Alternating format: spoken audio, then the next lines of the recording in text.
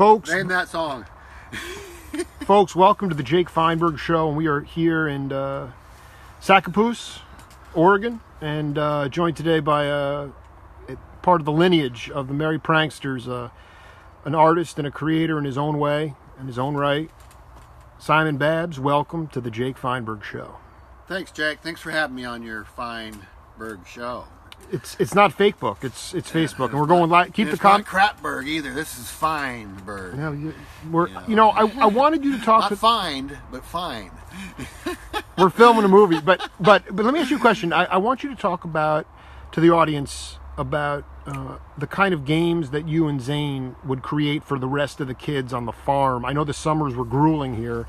Can you talk about the games? Zane, well, his dad was always the one who had the games for the kids, you know. I was told you guys were very creative. The main one was the wrestling.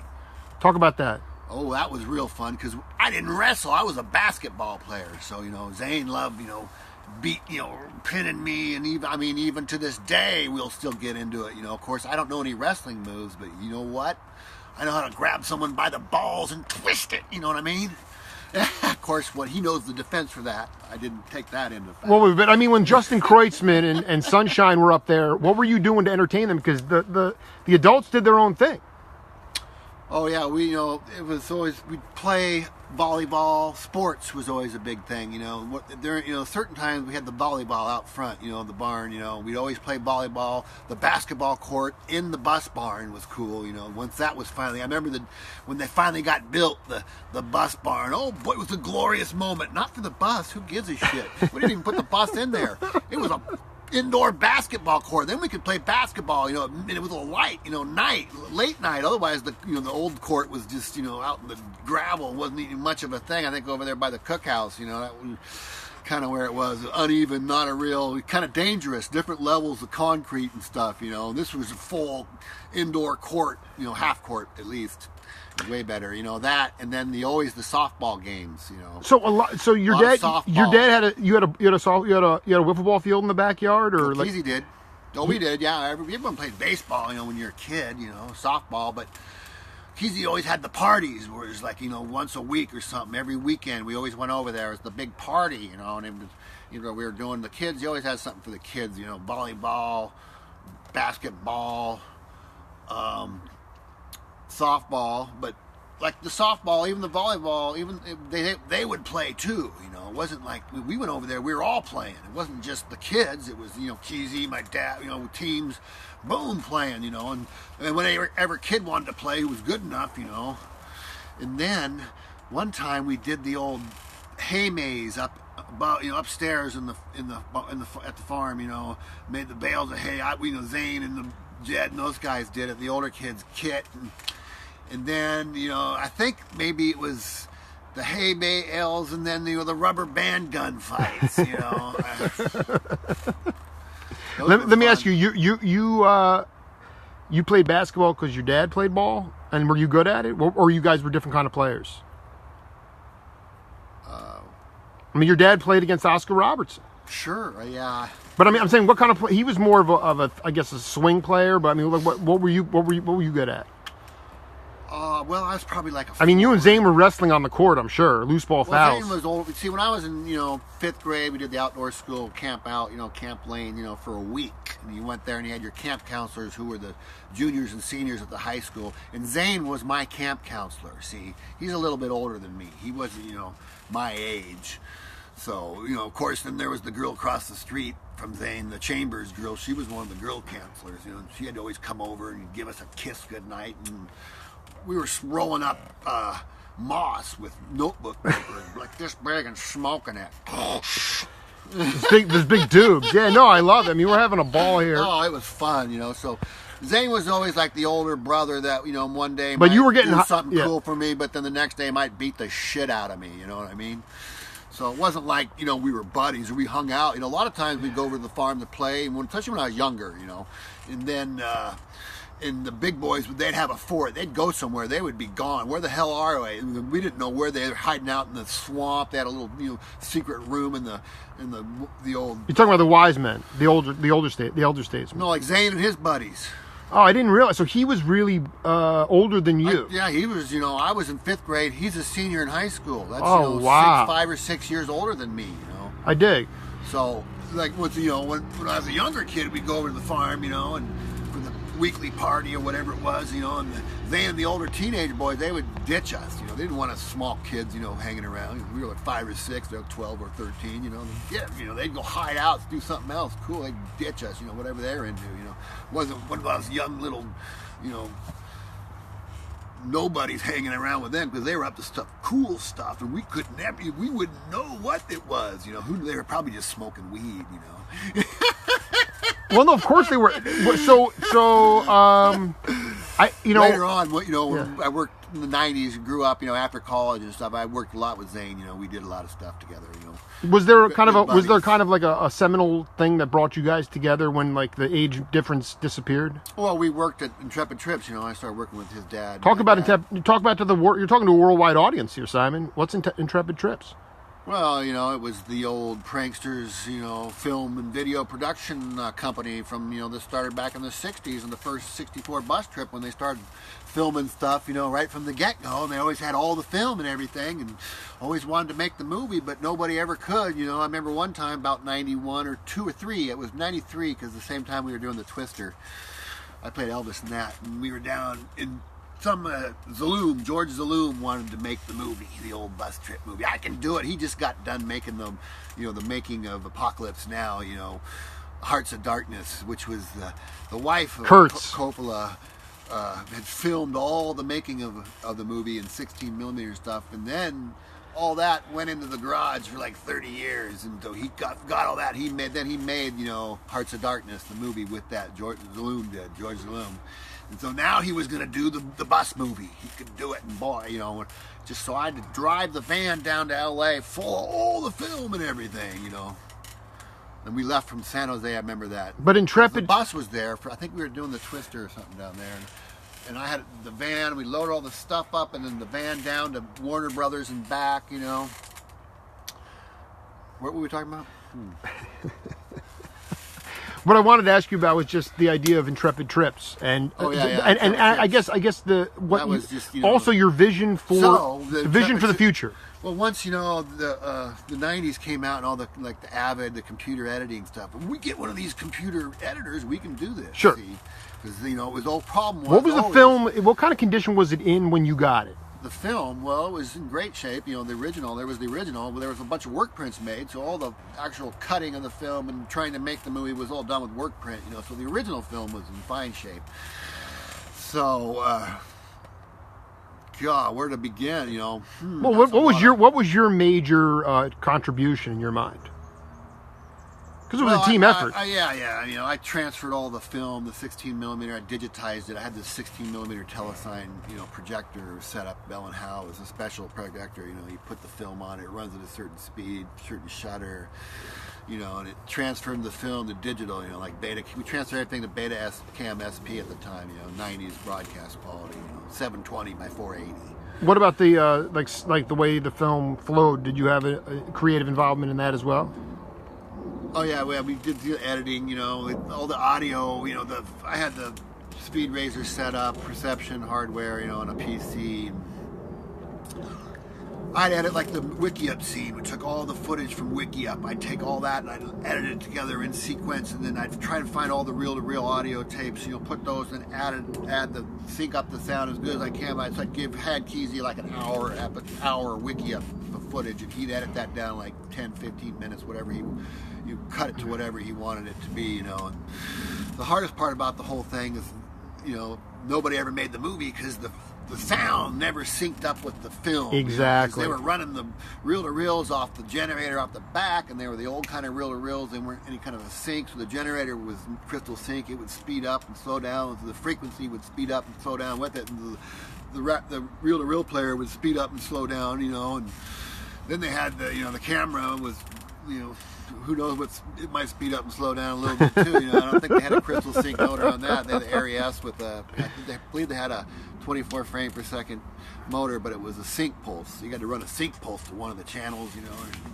They never did that, We I came in today. Simon's been so gracious. He gave me some coffee and showed me a LP copy on Cotillion of the Woodstock album. You're on that album. Your Naked Ass is on that album. The second album. Woodstock 2, number 2. Truthfully, what do you remember at all from that experience? Nothing. But yeah, that's the honest answer. Mom says that on the way to Woodstock. Whose mom? What's her name? Mommy said what's her name though? Gretchen Fetchin, the Slime Queen. On the way to Woodstock, I learned to walk on the bus while I was moving on the way to Woodstock. You know, I was always naked, walking around the bus on the way to Woodstock. You know, and then when we got there to Jagger's farm, I ran off the bus naked and I squatted down, took a dump right there on Jagger's farm first thing. Later they said, don't eat the brown acid. So I did, but other people did. No, thank you for reminding me because when was the, could you talk about how excessive, can you talk about your early psychedelic experiences? Early ones? Well.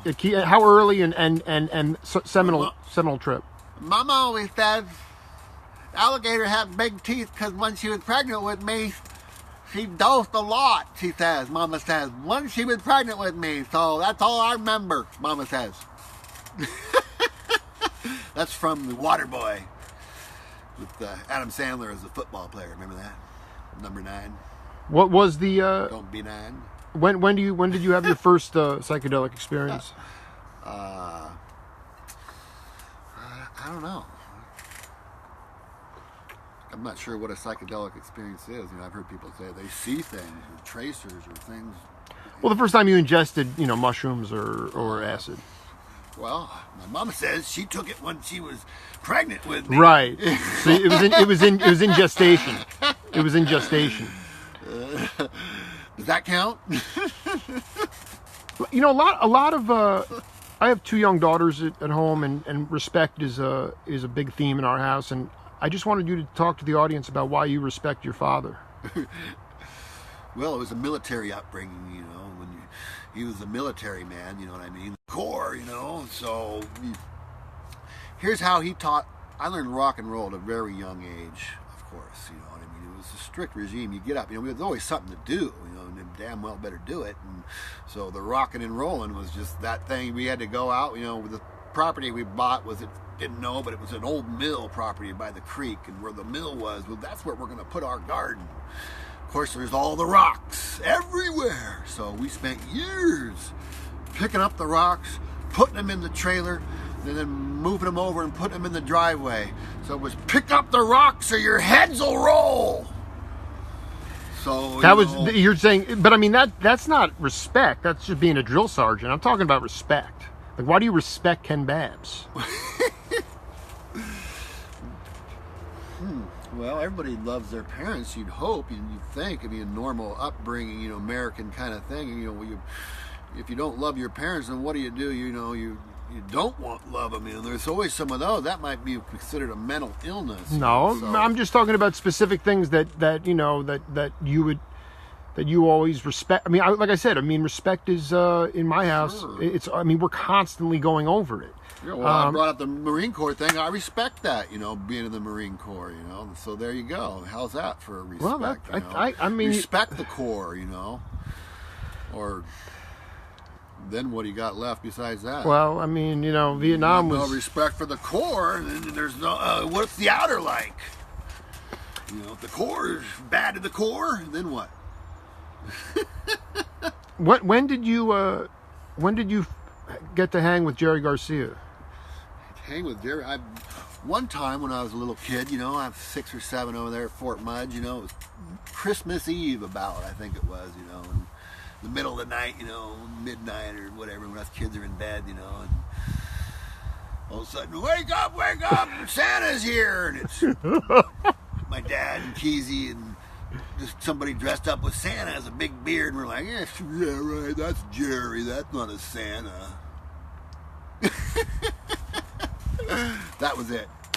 I didn't really hang out with Jerry, it's like, I went to some shows, but I was a kid, whatever. I never hung out or talked with him, ever, that I can remember. Right, but you were not a kid you were there at Woodstock, and then by the early 80s, you were a teenager. So, I mean, you must have been... Yeah, I was in school, though, high school, junior high, how am I, Jerry's down in, a whole other state away, I went to some shows, like Autzen Stadium and stuff, when he came to town, and I went with the parent, Seminole shows, the Woodstock, I saw the... What about Silver Holt? Did you go to Silver Holt? The Holt Center? Yeah. Yeah, I was there. Your dad, they played that Thunder... What was the fun? Did you play on the Thunder Machine? Did I? Did you plug in with your little penny whistle there? Because they had electrical outlets on that thing. Yeah. The Thunder Machine was a rig, man. Yeah, well, the Matt Court, the old basketball court. Oh. The hoo-ha, The poetic hoo-has, yeah. Roland Kirk. He'd blow that one note for an hour straight. D minor, the saddest of keys. I think it was I Blew Out My Strut Rod was the name of the song. It was a sister song to Lick My Love Pump. And you were just still a kid at that point. You were just still a kid at that point. You were just like 9 or 10 years old. Sure, That's beautiful to absorb that. The one in '77, the closing of Winterland, the seminal event with the good old Blues Brothers opening the show. The movie, then the Blues Brothers played, Matt Guitar Murphy, all those guys.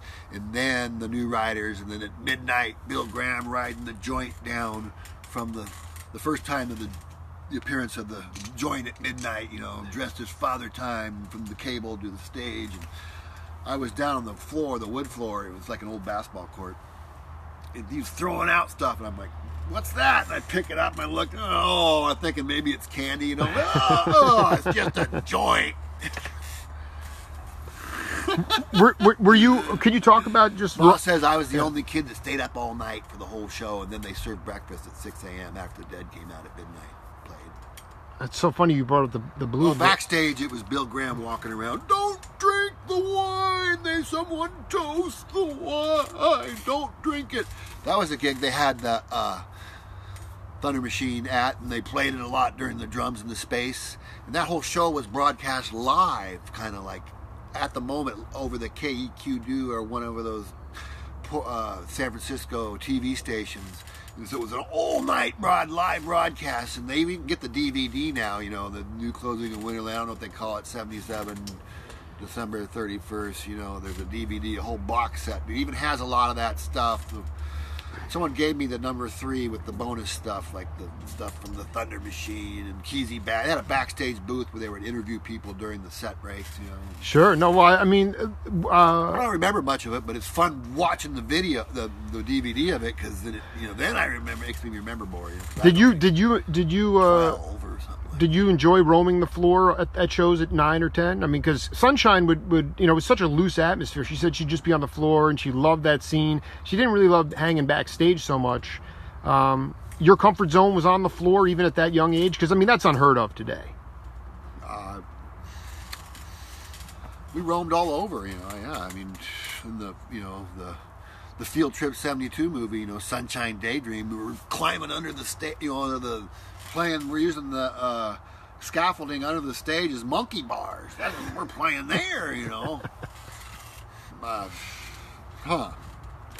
Sure, or even you're a kid, wherever the other kids are hanging out, playing with the kids, not so much interested in the music, or too much, like Jerry who gives it, or what note, or even the Blues Brothers, Matt Guitar Murphy and all that, That's right. That's right. Just another guitar player, who cares? Steve Jordan on drums, actually. No, at that 70, I'm pretty sure at that show. Like black licorice, either you like it or you don't. But that's the people Jerry. Who like it, they really like it. That's a great line. Boy. It's like the Grateful Dead. Yeah. No, did you? Whatever. What's the other one? The rock and welcome to rock and roll. There's sex, drugs, and beatings and violence and this and that. And then there's a downside. Let me ask you something. You met Bill Walton. When did you meet Bill? Oh, he came out to the farm one time. I think it was we were doing the Further On or not. Yeah, something showed up or something. God, when was that? Come on. I don't know. It's important. Lori's tuning in. So Bill Walton, 1977. It was the final game. And He went up to the shot and the winning shot. Oh, and they won. In what Broke game? his ankle on the way down. Game 6 or Game 7? Tough.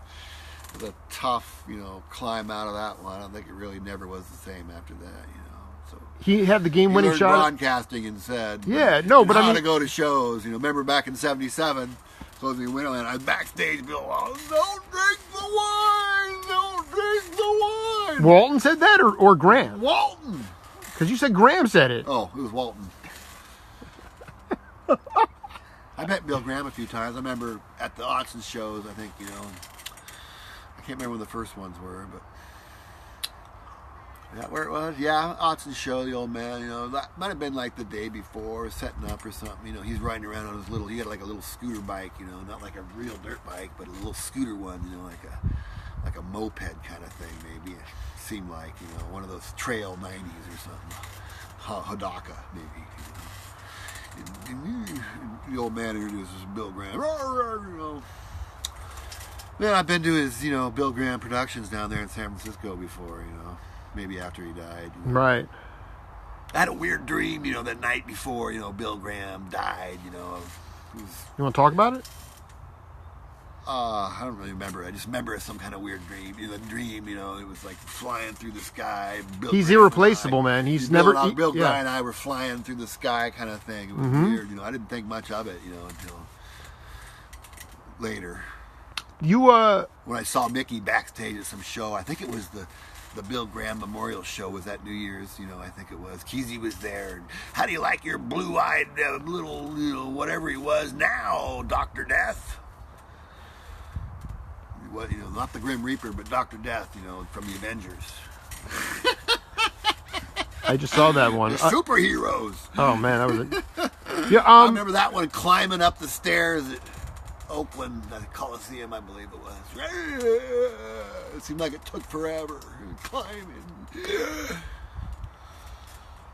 And then we finally made it backstage right at the last note. And then where did we park? And then by the time we got out to the state, out to find out where we parked, it was the last car in the lot. There it is. Before I let you go, I just want you to talk about why the lineage and the legacy of the Pranksters needs to carry on for future generations like my daughters and yours. Well, just try to give a straight one, because you've pranked me the whole time. I have. Yeah, people loved it. People have been loving this. What's the significance? Why do you keep doing what you're doing? Well, I don't know. I think just like further this enjoy life, keep going forward. It has nothing to do with pranksters. It has to do with life. Loving life and living it. Whatever the obstacles aren't being thrown there in your way, they're there to help you along the way, to test you, to bring you here. To get you to where you're going to be. They define you. If you can either go with it or you can turn your back on it. Best to go with it. And slap it in the face instead. Bap! I can't quite reach it. Come on. Gotcha! God, you're gonna go after you're gonna break my phone right now. You're going swatting that thing away. A lot of times, electronic things just shut down around me. Yeah, that's right. I dig. So I can't believe it's still working. It must be it's one of those. What's his name? The Apple guy phone. It's Steve Jobs. Steve Jobs, one of those Steve Jobs.